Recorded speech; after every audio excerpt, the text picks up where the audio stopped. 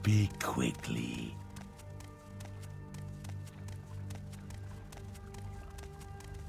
You like to dance close to the fire, don't you?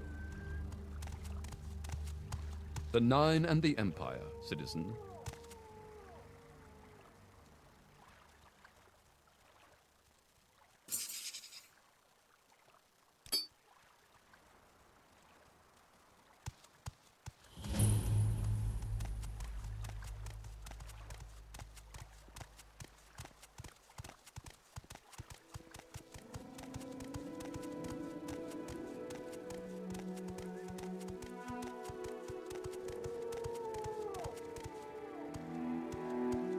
Peace of the Nine to you. What say you, Imperial?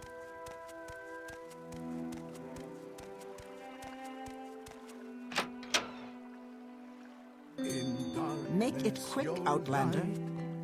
Welcome to Aril's Trade House. I barter for goods or coin. I also have a small selection of spells for sale. No credit. You want a little advice? That's free. That's all that's free. Would you like to hear about our most popular potions? Our most popular scrolls?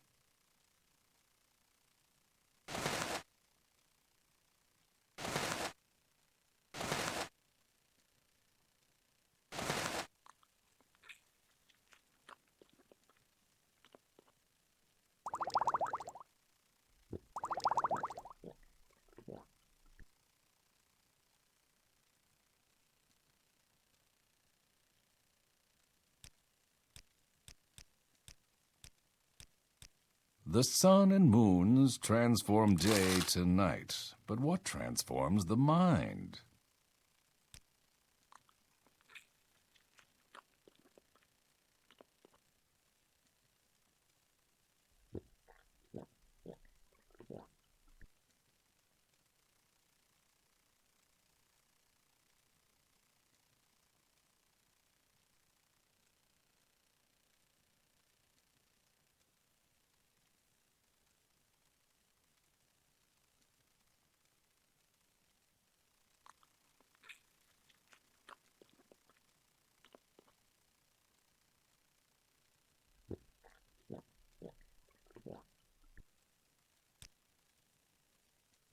Of all the Daedric princes, there's one with...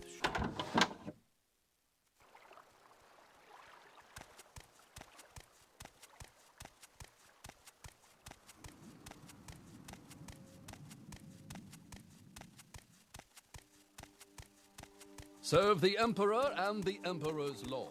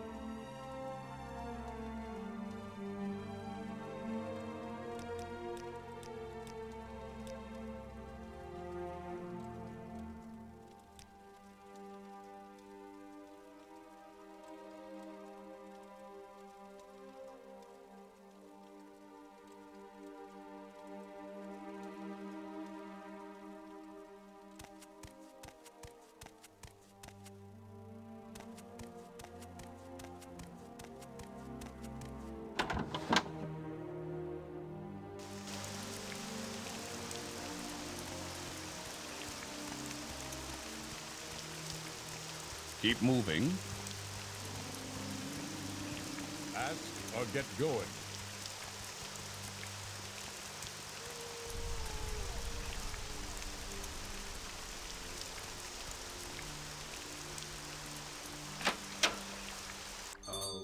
I'm waiting. Welcome to Aril's Trade House. I barter for goods or coin. I also have a small selection of spells for sale. No credit. You want a little advice? That's free. That's all that's free. Would you like to hear about our most popular potions? Our most popular scrolls?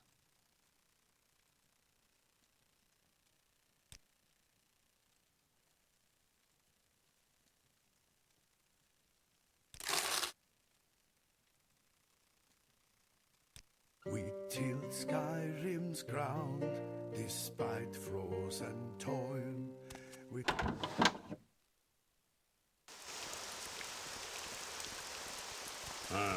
Come on, then. Say something or move on. Quickly, Outlander. I haven't much time. Hello, citizen.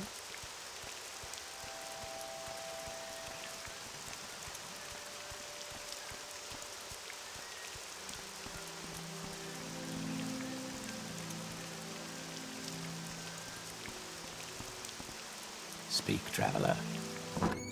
Speak, traveler. What do you want? That fetcher? You're damn right I did him in. And a good thing, too. He was skimming a load of money from all of us honest people, overcharging us on our taxes and keeping the difference for himself.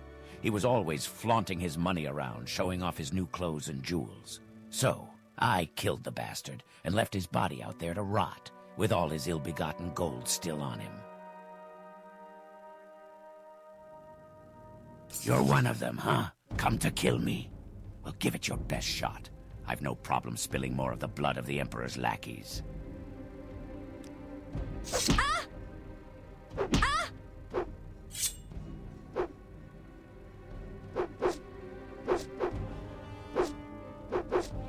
I have you.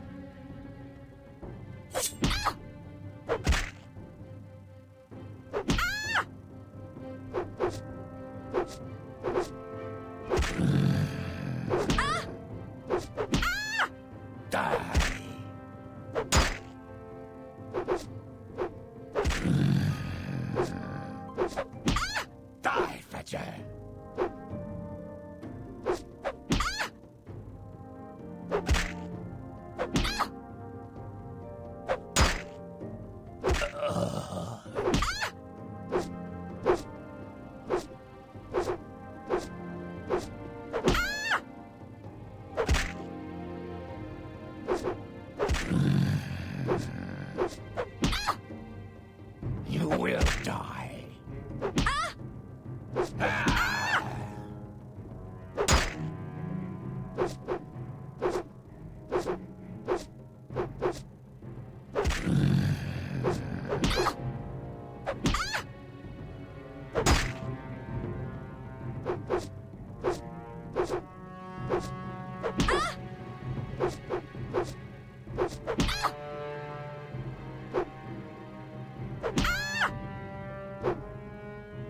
There is no escape.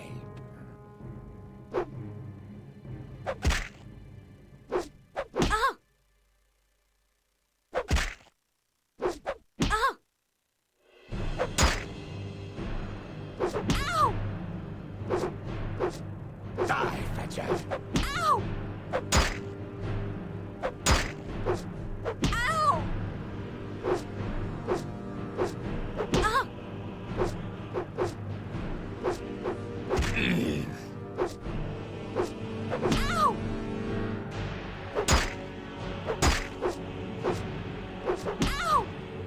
Ow! Ah!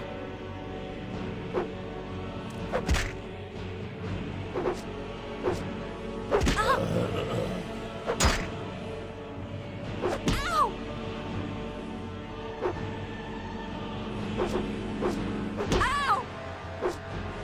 Ow! Ah! Die. Ow!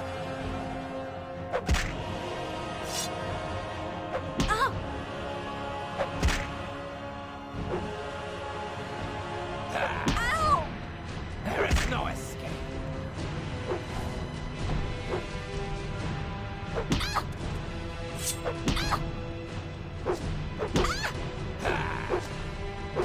You Inwa.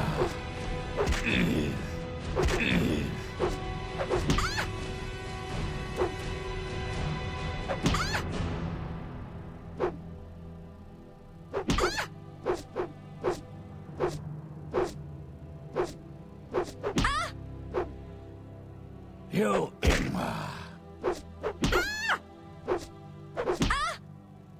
You Inwa.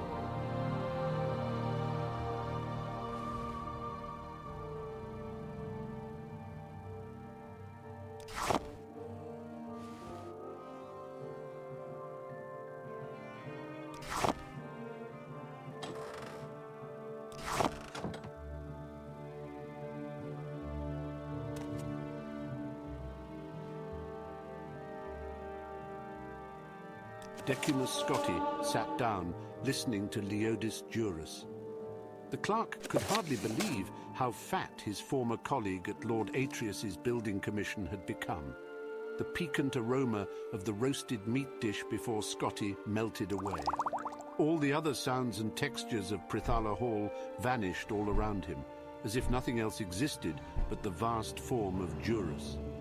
Scotti did not consider himself an emotional man, but he felt a tide flow over him at the sight and sound of the man whose badly written letters had been the guideposts that carried him from the imperial city back in early Frost Fall. "Where have you been?" Juris demanded again. "I told you to meet me in Falinesti weeks ago." "I was there weeks ago," Scotti stammered, too surprised to be indignant. "I got your note to meet you in Athair, and so I went there, but the Khajiiti had burned it to the ground. Somehow, I found my way with the refugees in another village, and someone there told me that you had been killed. And you believed that right away." Juris sneered. "The fellow seemed very well informed about you. He was a clerk from Lord Vannick's building commission named Reglius, and he said that you had also suggested that he come down to Valenwood to profit from the war." "Oh, yes," said Juris, after thinking a moment. "I recall the name now. Well, it's good for business to have 2 representatives from Imperial building commissions here. We just need to all coordinate our bids and all should be well." "Reglius is dead," said Scotti, "but I have his contracts from Lord Vannick's commission." "Even better," gasped Juris, impressed. "I never knew you were such a ruthless competitor, Decimus Scotti. Yes, this could certainly improve our position with the Sylvanar. Have I introduced you to Basth here?" Scotti had only been dimly aware of the Bosmer's presence at the table with Juris, which was surprising given that the Mer's girth nearly equalled his dining companion. The clerk nodded to Basth coldly, still numb and confused. It had not left his mind that only any hour earlier Scotti had intended to petition the Sylvanar for safe passage through the border back to Cyrodiil. The thought of doing business with Juris, after all, of profiting from Valenwood war with Elsewhere, and now the second one with the Somerset Isle, seemed like something happening to another person. "Your colleague and I were talking about the Sylvanar," said Basth, putting down the leg of mutton he had been gnawing on. "I don't suppose you've heard about his nature." "A little, but nothing very specific. I got the impression that he's very important and very peculiar." "He's the representative of the people, legally, physically, and emotionally," explained Juris, a little annoyed at his new partner's lack of common knowledge. "When they're healthy, so is he. When they're mostly female, so is he. When they cry for food or trade or an absence of foreign interference, he feels it too and makes laws accordingly. In a way, he's a despot, but he's the people's despot." "That sounds," said Scotti, searching for the appropriate word, "like bunk." "Perhaps it is," shrugged Basth. "But he has many rights as the voice of the people, including the granting of foreign building and trade contracts. It's not important whether you believe us. Just think of the Sylvanar as being like one of your mad emperors, like Pelagius. The problem facing us now is that since Valenwood is being attacked on all sides, the Sylvanar's aspect is now one of distrust and fear of foreigners. The one hope of his people, and thus of the Sylvanar himself, is that the Emperor will intervene and stop the war." "Will he?" asked Scotti. "You know as well as we do that the Emperor has not been himself lately." Juris helped himself to Reglius's satchel and pulled out the blank contracts. "Who knows what he'll choose to do or not do? That reality is not our concern, but these blessings from the late good Sir Reglius make our job much simpler." They discussed how they would represent themselves to the Sylvanar into the evening. Scotti ate continuously, but not nearly so much as Juris and Basth. When the sun had begun to rise in the hills, its light reddening through the crystal walls of the tavern, Juris and Basth left to their rooms at the palace, I heard you had been asking around about his diplomatically, murder. in lieu of an Glad to see actual this matter brought immediate to its audience with the completion. Sylvanar. Here's your reward. Scotti went Good to his see there room. are still some He thought about citizens who staying up a understand their little longer loyalty to to our ruminate over emperor. Juris's plans and see what might be the flaw in them. But upon touching the cool, soft bed, he immediately fell asleep. The next afternoon, Scotti awoke, feeling himself again. In other words, timid. I'm on duty. For several weeks Oh, now, go ahead. he had been a creature bent on Yes, mere friend. survival. I'm waiting. He had been driven to exhaustion, attacked by several jungle beasts, starved, nearly drowned, and forced into discussions of ancient Aldmeri poetical works. The discussion he had with Eurus and Bast about how to dupe the Sylvanar into signing their contracts seemed perfectly reasonable then. Scotty dressed himself in his old battered clothes and went Speak, downstairs Trevor. Go in ahead. search of I'm food listening. and a peaceful place to think. "You're up," Oh, cried Bast you upon found the seeing ring him. I gave him. "We should go to the palace Thank you now." so much. "Now?" It's good to have whined something to Scotty. remember him by, "Look at me. though I I'll need never new see him clothes. again. This isn't the way Here, one should dress take to pay a this. call on a prostitute, usually traveled let with a alone the couple when he voice was of the doing his people of job, Valenwood. but he didn't I this haven't last even time. bathed. If only he You must had. cease from this moment forward being a clerk and become a student of mercantile trade," said Leodis Jurus grandly, taking Scotty by the arm and leading him into the sunlit boulevard outside.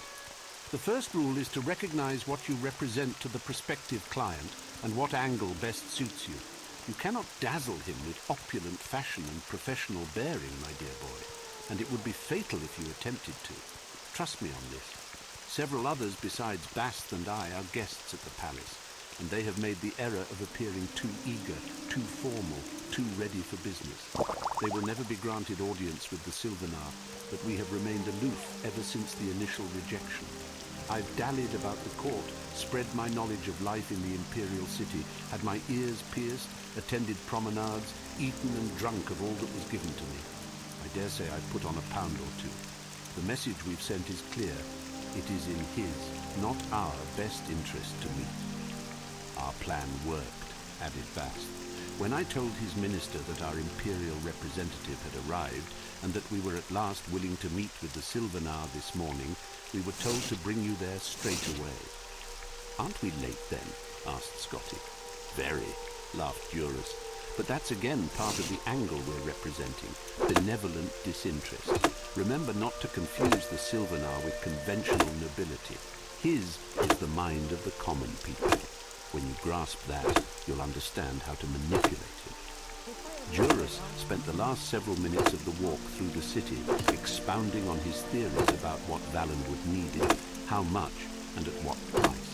They were staggering figures, far more construction and far higher costs than anything Scotty had been used to dealing with. He listened carefully.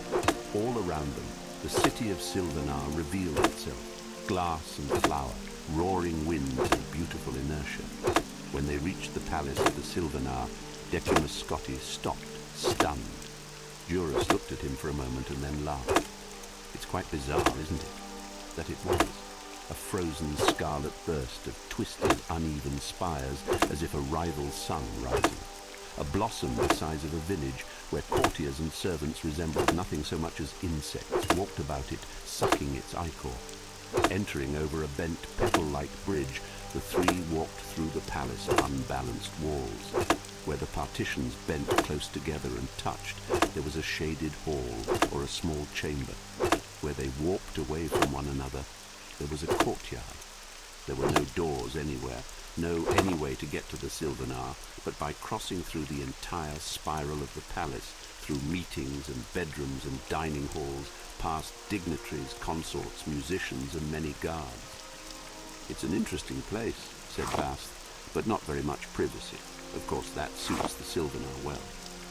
When they reached the inner corridors, 2 hours after they first entered the palace, guards, brandishing blades and bows, stopped them. "We have an audience with the Sylvanar," said Jurus patiently. "This is Lord Decimus Scotty, the imperial representative." One of the guards disappeared down the winding corridor and returned moments later with a tall, proud Cosma, clad in a loose robe of patchwork leather. He was the Minister of Trade. "The Sylvanar wishes to speak with Lord Decimus Scotty alone." It was not the place to argue or show fear, so Scotty stepped forward, not even looking toward Eurus and Bast. He was certain they were showing their masks of benevolent indifference. Following the minister into the audience chamber, Scotty recited to himself all the facts and figures Jurus had presented to him. He willed himself to remember the angle and the image he must project.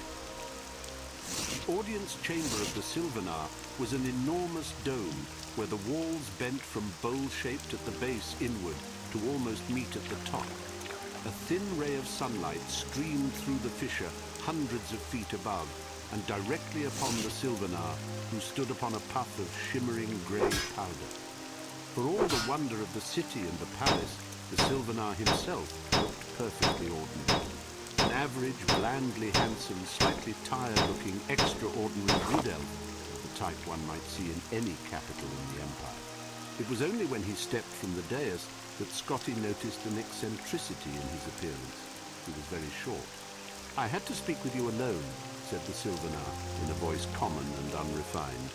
"May I see your papers?" Scotty handed him the blank contracts from Lord Vanek's building commission.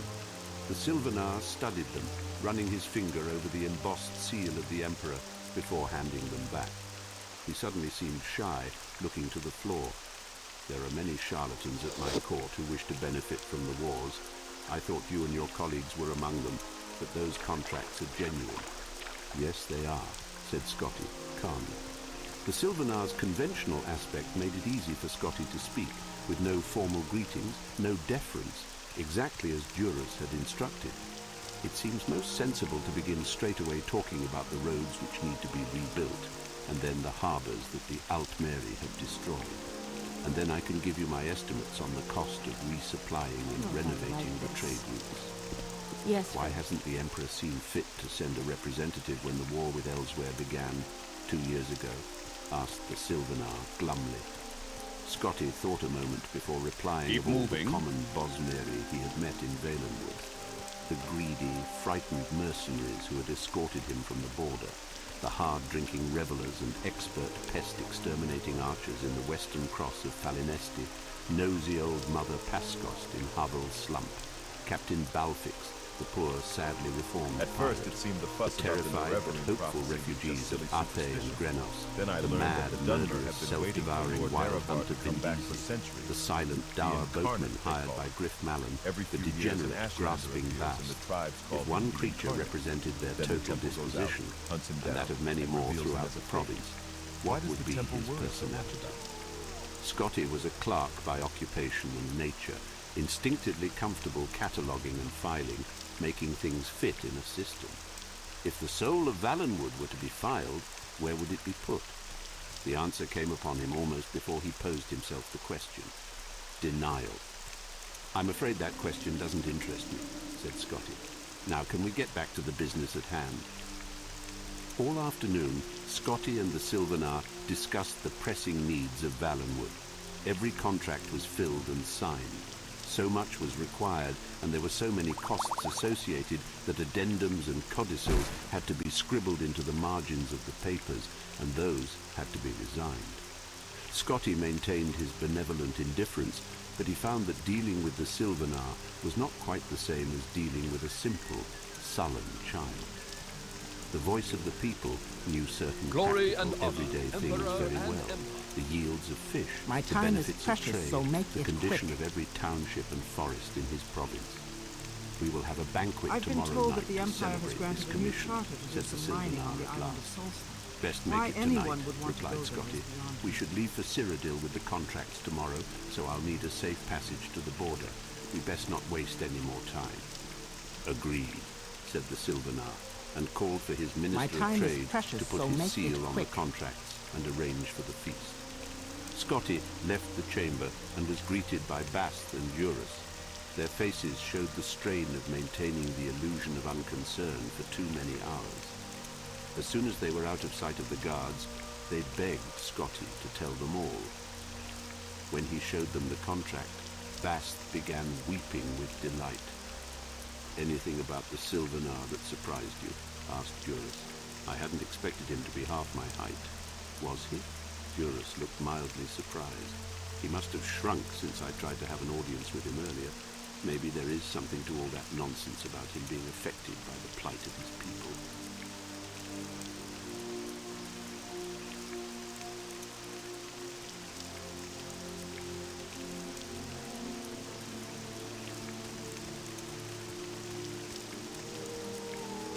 Ever consider joining them?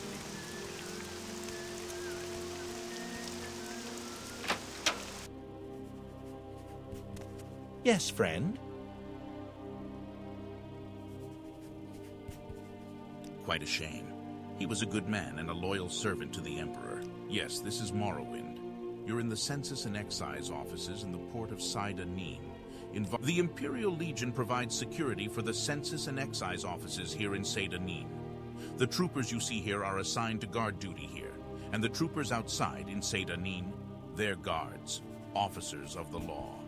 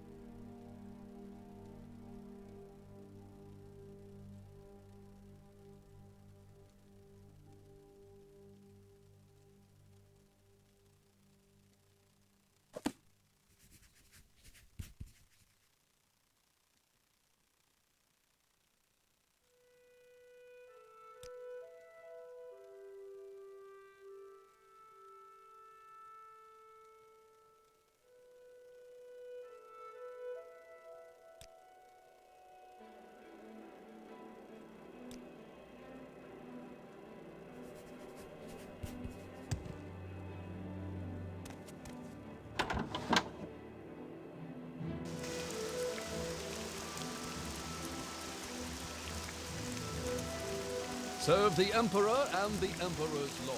I'm waiting.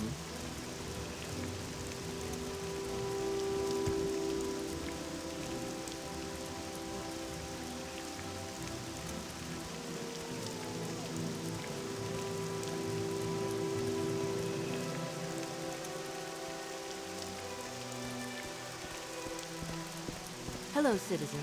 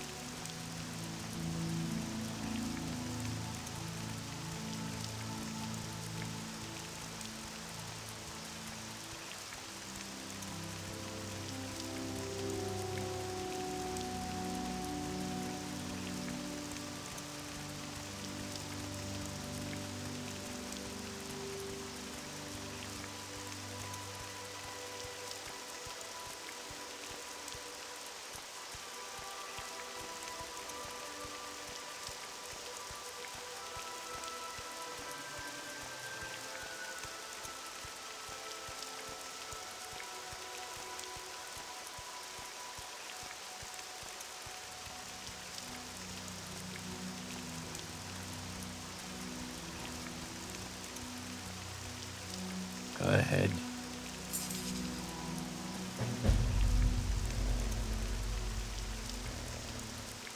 The ash storms are a nuisance.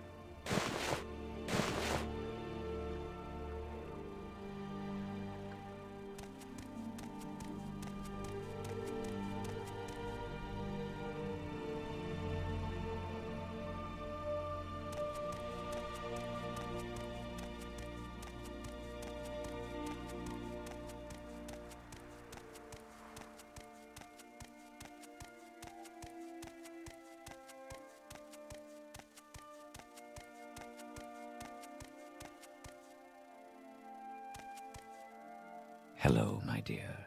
Hello, my dear. Nels Lendo at your service. I see by your blush that my name is familiar to you. Fear not, fair lady. Nels Lendo is far from the heartless villain some have made me out to be. From as charming and gracious a woman as you, I would ask for but a single kiss. It would be the most precious prize I have ever solicited from a client. Yes, all I desire is a single kiss from a beautiful lady such as yourself. Will you not grant Nels Lendo so simple a boon? Ah, yes. Though it is Nels Lendo they call thief, it is you who has stolen my heart. Your kiss is worth more gold than I might find in a duke's treasury. I must take my leave of you now, dear lady, but I take my lodging at the halfway tavern in Pelagiad. Perhaps you will visit Nels Lendo there sometime. I'm certain I will be able to be of some service to you then. Until that time, goodbye.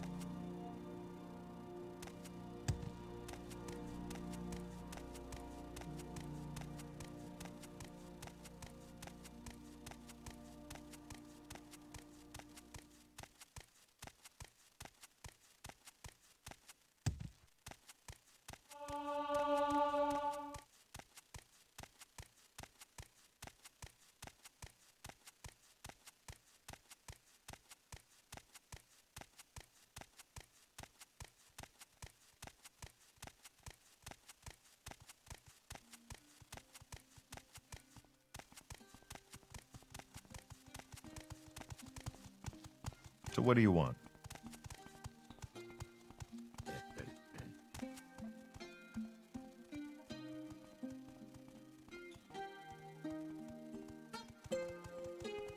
Pleased to meet you, stranger. You planning to be in Pelagiad long? Then you'll want to know where the services are.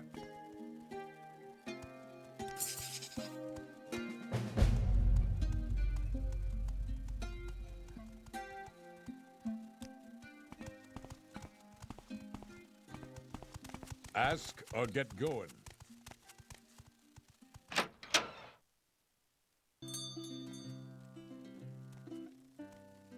Three blessings, Sarah. I'm fine, thank you. What can I do for you? That is I, Nels Lendo, at your service.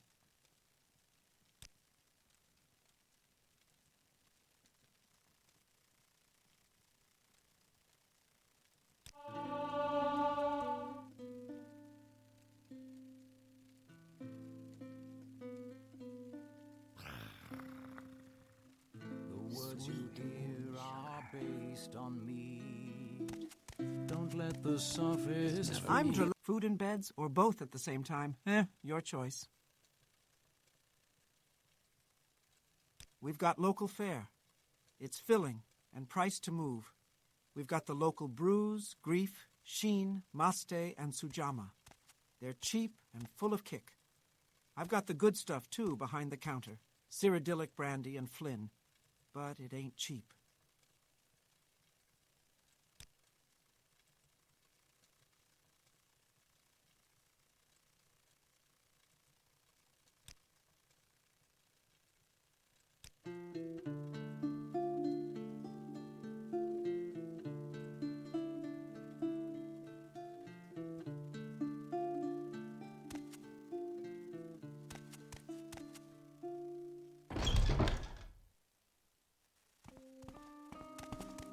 You new here?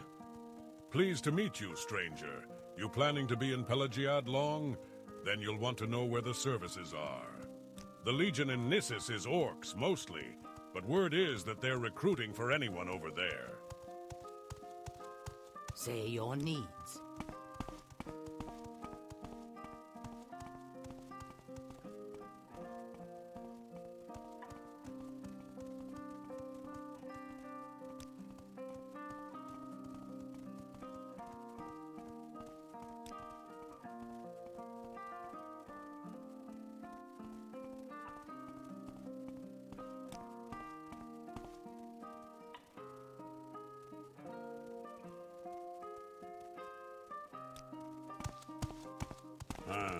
Come on then, say something or move on.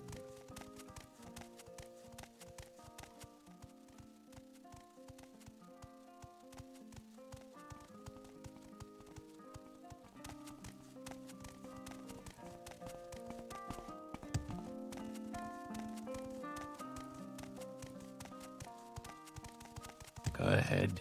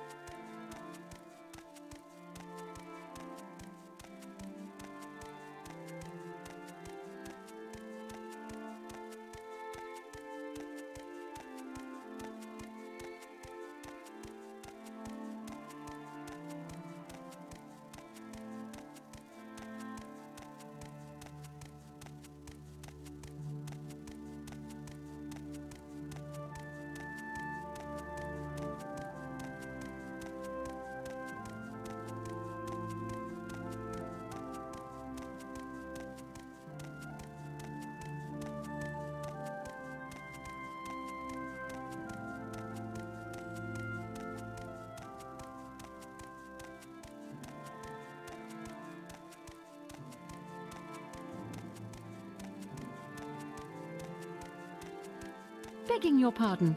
Have you seen a bandit nearby? I must begging your pardon. Have you seen a bandit nearby? I must find him.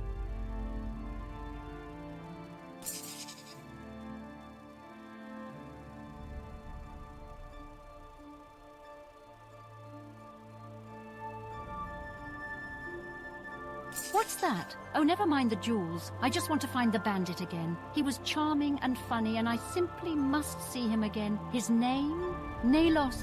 Nalos Onmar. A name that will stay on my lips for eternity.